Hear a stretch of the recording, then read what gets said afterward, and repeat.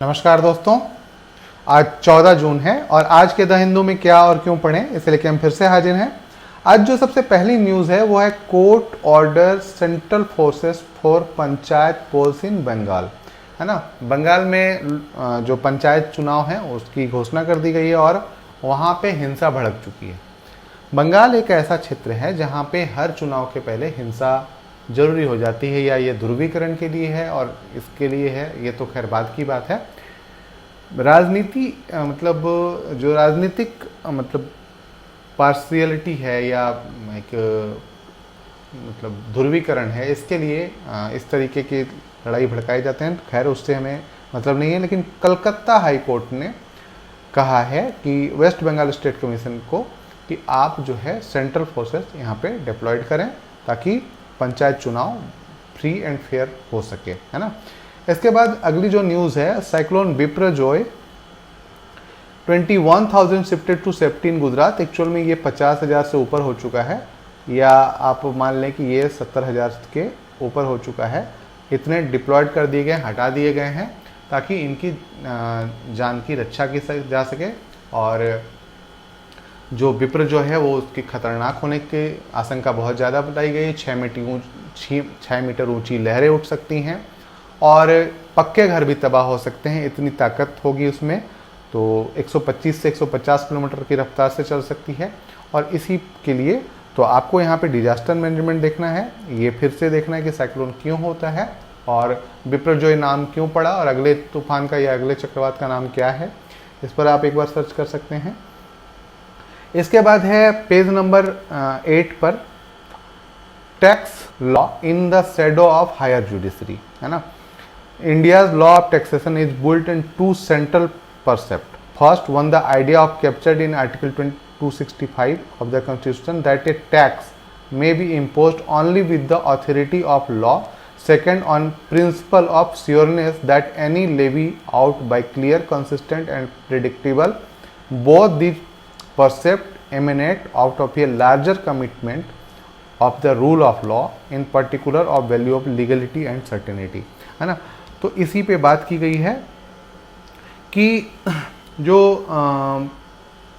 Judgement है, इसमें कुछ जजमेंट की बात की गई है। Upholding this principle require a commitment not only from the legislator but also from courts too. But over the course last 12 months there have been instances where Supreme Court of India has undermined the commitment by reversing well-reasoned judgment of High Court and by virtually enhancing into existence taxes the lack of legislative support to judgment।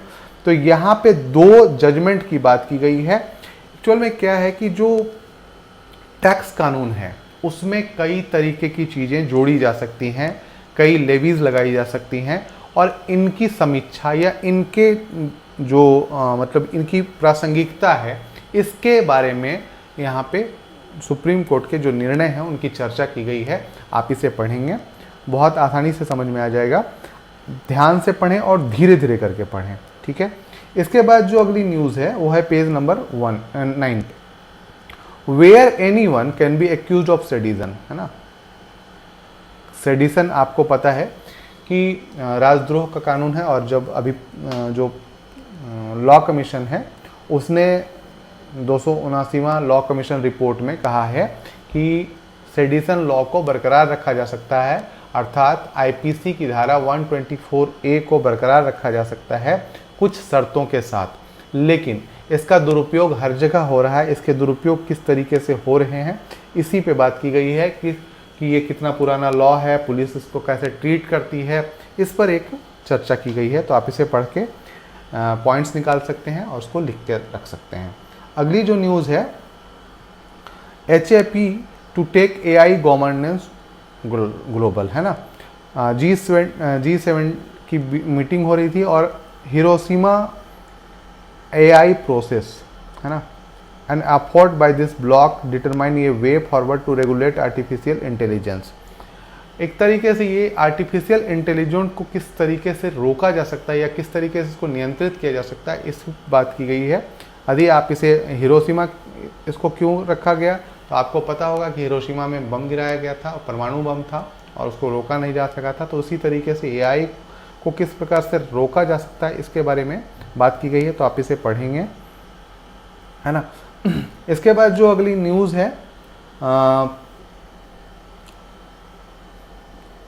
इसके पहले एक और news थी, high burden of diabetes and BP Kerala and West Bengal. ये यहाँ पे chart दिया गया है, तो आप इसे देखेंगे कि स्टेट हेल्थ के बारे में किस प्रकार से बात की गई है कि कहाँ पे बीपी बढ़ रहा है, कहाँ पे डायबिटीज़ के पेशेंट बढ़ रहे हैं और क्यों बढ़ रहे हैं। थोड़ा सा रुक के आप जरूर सोचेंगे, क्या इसका समृद्धि से नाता है, क्या इसका विकास से नाता है, क्या इसका पैसे से नाता है, आमदनी से नाता है। इसको थोड़ा सा रुक के जरूर सोचेंगे और इसे पढ़ेंगे और साथ ही साथ मैप देखने का प्रयास करेंगे, ठीक है।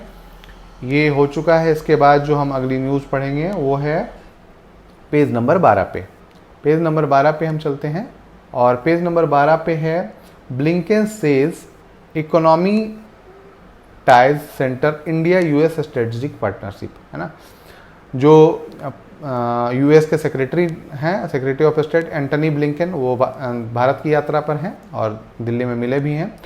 उन्होंने कहा है कि economic ties centre of India US strategic partnership, रणनीतिक पार्टनरशिप, चूँकि अब जो भारत एक मजबूत दावेदार हुआ है विश्व के क्षेत्र में और विश्व में एक समान नज़र दृष्टिकोण से या मजबूत देश के तौर पे देखा जा रहा है भारत को यूरोप और अमेरिका अपने पक्ष में करना चाहते हैं, रूस के खिलाफ करना चाहते हैं, पर भारत रूस के खिलाफ जाना नहीं चाहता। इसका एक बहुत बड़ा कारण है रसिया एक विश्वसनीय दोस्त रहा है। दूसरी बात कि आज भी हम बहुत ज़्यादा आयात पर निर्भर है रक्षा क्षेत्र में, और रक्षा क्षेत्र में रूस हमारा एक महत्वपूर्ण सहयोगी रहा है या विश्वसनीय सहयोगी रहा है। तो जब तक हमें रूस से हथियार या रूस से जो हथियार मिलता है उसका प्रतिस्थापन नहीं हो पाए, तब तक हम रूस को छोड़ नहीं सकते हैं। और इसी के कारण से जर्मनी, ब्रिटेन और अमेरिका, फ्रांस जैसे देश भारत को रक्षा तकनीक में मदद करने को धीरे धीरे तैयार हो रहे हैं। इसी पे एक अगला स्टेप है और अभी जब मोदी जा रहे हैं अमेरिका, तो उस पे भी ये बातें होंगी। जब तक भारत को, चूँकि इसके पास दो दुश्मन हैं, चीन और पाकिस्तान, जब तक भारत को यह सुनिश्चित ना हो जाए कि हम इन दोनों को टक्कर दे सकते हैं या हमारे पास इतनी क्षमता है या हमारे पास ऐसे दोस्त हैं जो मुसीबत के वक्त हमें इनके खिलाफ सहायता देंगे, जैसे पाकिस्तान के खिलाफ अमेरिका सहायता दे, पाकिस्तान के खिलाफ जर्मनी सहायता दे, पाकिस्तान के खिलाफ फ्रांस सहायता दे, चीन के खिलाफ सहायता दे, तब तक भारत उनके पक्ष में नहीं जाएगा। और ये अमेरिका और यूरोप के देश बहुत अच्छे से जानते हैं, इसलिए धीरे धीरे पार्टनरशिप ये बढ़ा रहे हैं यूरोप और अमेरिकन देश, ठीक है। इसके बाद जो अगली न्यूज़ है वो है पेज नंबर 16 पे, है ना। पेज नंबर 16 पे है disinflation to be slow and long. अवस्थिति मतलब एक तरीके से ये समझिए कि अभी जो हमारा मामला चल रहा है वो इन्फ्लेशन तो है ही नहीं, माइनस में चल रहा है ना। तो ये धीरे धीरे है और हम मंदी के शिकार तो नहीं होंगे, लेकिन ठीक ठाक है मामला। जैसे आज ही WPI का आया है और वो माइनस पे पहुंच चुका है, होलसेल प्राइस इंडेक्स -3.48 तक पहुंच चुका है, आज का आंकड़ा है ये। तो इस प्रकार से हम देखते हैं कि महंगाई दर कम हो रही है, जिसका असर जो है हमारे मतलब बजट पे पड़ता है, हमारे घरेलू बजट पे पड़ता है, जिससे कुछ बेहतर जीवन व्यक्ति जी सकता है ना। तो ये पढ़ेंगे आप, इसको क्लियर करेंगे, है ना, कि मॉनेटरी कंट्रोल पॉलिसी क्या होती है RBI की और उसके तहत कौन कौन से टूल इस्तेमाल किए जाते हैं, है ना। टूल्स देखेंगे कहाँ पे मिलेगा, तो RBI की साइट पे मिलेगा, ठीक है। RBI की साइट पे मॉनेटरी पॉलिसी टूल्स के नाम से एक टैब है, उसमें आपको मिल जाएगा, ठीक है। इसके बाद जो अगली न्यूज़ है, Accenture to invest $3 billion in data AI, है ना। एक्सेंचर एक कंपनी है जो क्या करेगी, $3 बिलियन निवेश करेगी डाटा और AI पे। तो ये निवेश की खबरें हमारे लिए बहुत अच्छी होती हैं, ताकि भारत में निवेश आएगा तो इससे रोजगार जनरेट होगा, साथ ही साथ कंपनियों को काम मिलेगा और देश के विकास में ये सहयोग करेंगे। आज के लिए दोस्तों इतना ही। इससे पहले एक चीज़ कहूँगा कि यदि आपने अभी तक सब्सक्राइब नहीं किया तो प्लीज़ सब्सक्राइब करें, लाइक करें, शेयर करें, कमेंट करें। धन्यवाद, फिर कल मिलते हैं।